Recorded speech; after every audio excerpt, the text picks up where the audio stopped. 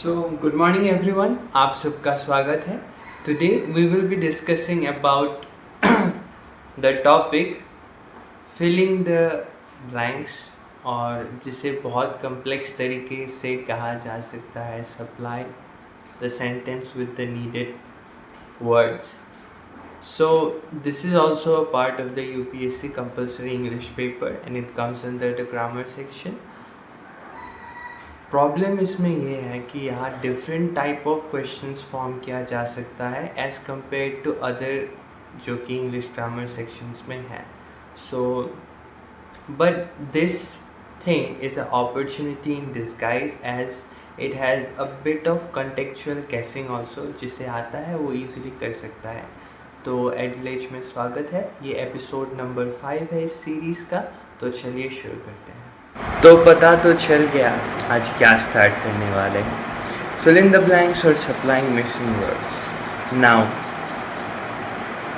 ये section test क्या कर रहा है, बिल्ली भी देखना चाहती है क्या टेस्ट कर रहा है. सो आपकी वोकेबुलरी स्ट्रेंथ कितनी है, लैंग्वेज को आप कितने अच्छे तरीके से जानते हैं. नेक्स्ट, ग्रामर एप्लीकेशन आपको आता है कि नहीं, प्रीपोजिशन, टेंस, कनेक्टर्स, ये सब आपको आता है कि नहीं, ये सेक्शन उसे जज करता है.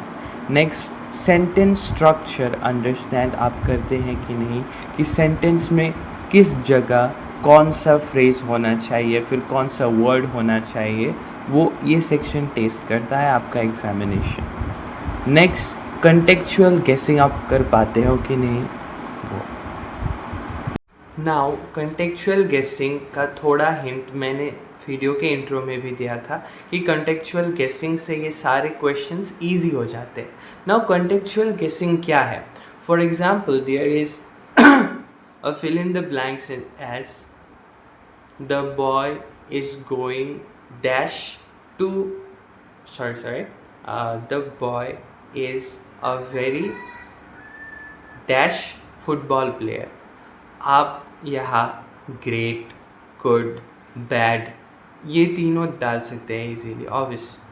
नाउ आप यहाँ ये तो नहीं डाल सकते कि बीच में सपोज इंसेंस स्टिक्स या फिर फुटबॉल या फिर आइसक्रीम, ये सब तो इस ब्लैंक में नहीं डाल सकते, right. So you need to know what can be fit inside this blank.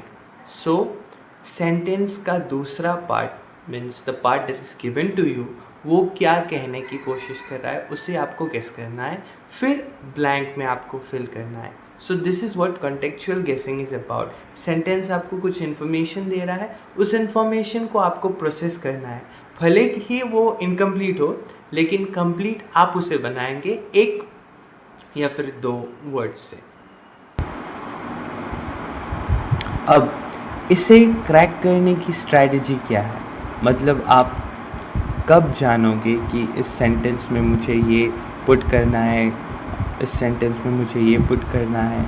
अब उसके लिए देखो, फुल सेंटेंस रीड करो गेस करने से पहले. Second, predict the word before looking at the options. अगर ये MCQ बेस्ड है तो you know in UPSC it is not MCQ based means, लेकिन अगर MCQ बेस्ड है different examination, you need to predict the word before looking at the options.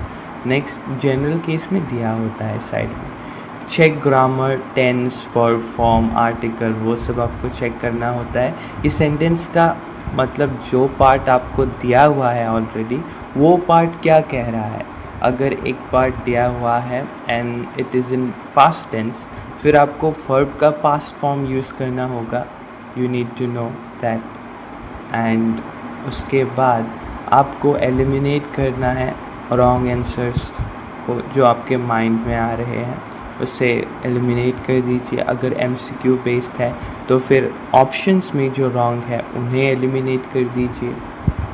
इससे क्या होगा, you will get a kind of श्योरनेस.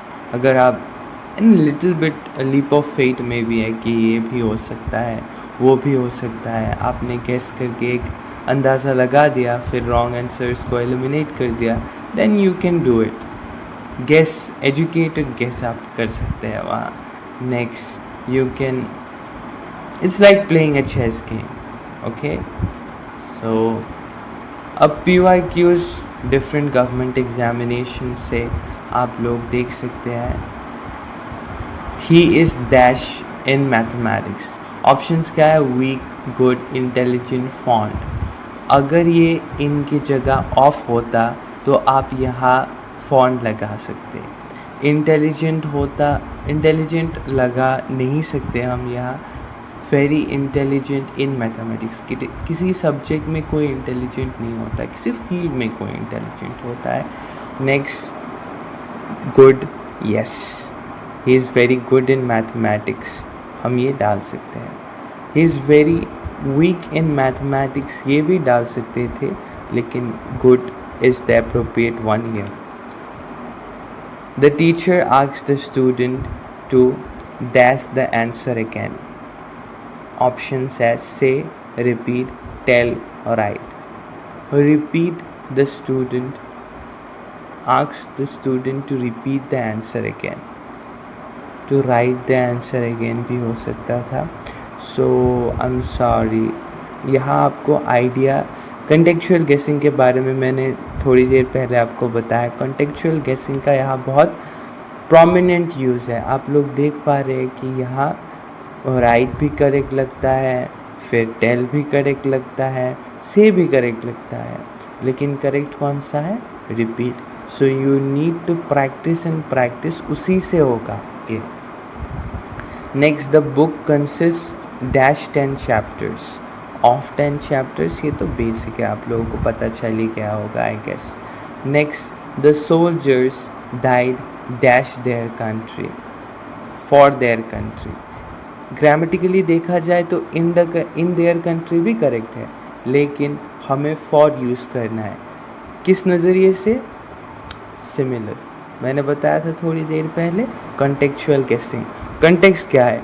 Soldiers, generally soldiers क्या करते हैं? अपने देश के लिए जान देते हैं, अपने देश के लड़ते हैं वो लोग। सो यहाँ फॉर एप्लीकेबल है। सिमिलरली मैंने यहाँ कहा था आप लोगों को कि यहाँ डिफरेंट फॉर्म्स ऑफ क्वेश्चन होते हैं। एक फॉर्म तो ये है hard work is telling dash your health, ये बेसिक क्वेश्चंस हो गए। Explanation, the phrasal verb tell on means here to have a noticeable effect on someone और something. Example, stress began to tell on his health. यहाँ आपको ज़्यादा दिमाग नहीं लगाना पड़ता। Contextual guessing and you know जो सेंटेंस में फिट होता है वैसे सेंटेंस आप वैसे वर्ड्स आप पुट कर सकते हैं and it becomes a great sentence and it is easy to do this kind of questions. लेकिन मैंने बोला ना कि डिफरेंट फॉर्म्स आते हैं इस क्वेश्चन के। So another form that I am going to show you is this. Use the correct forms of the verbs given in bracket. Child steal the show last evening. यहाँ blank नहीं दिया हुआ, फिर भी अपना ब्रेन यूज़ कीजिए। यहाँ tense मिलाना है आपको। लास्ट इवनिंग पास्ट, स्टील की जगह आप स्टोल पुट करोगे। The man read the newspaper when I entered the room, was reading होगा। यहाँ एक्सप्लेनेशन क्या है? पास्ट कंटिन्यूअस टेंस जिससे कंटिन्यू एक्शन और जो मतलब एक्शन चल रहा है उससे, या फिर कोई पॉइंट पास्ट में उसे एक्सप्लेन कर रहे हो। The teacher say that the sun be stationary, यहाँ बी के जगह आपको पुट करना है इज़ स्टेशनरी। क्यों? क्योंकि इनडायरेक्ट स्पीच है एंड यूनिवर्सल ट्रूथ सेंटेंस है ये। Practice examples with focus on different areas, क्योंकि यूपीएससी हो या फिर कोई और एग्जामिनेशन हो, यहाँ मैंने बताया था स्टार्टिंग में कि this type of questions come in different forms. इसीलिए कभी ये स्टूडेंट्स को बहुत मतलब तकलीफ़ देता है अगर आप different types and forms of answers मतलब क्वेश्चंस प्रैक्टिस नहीं करते। Example 1, tense focus. इसका टेंस में फोकस है। She dash a letter when the bell wrong.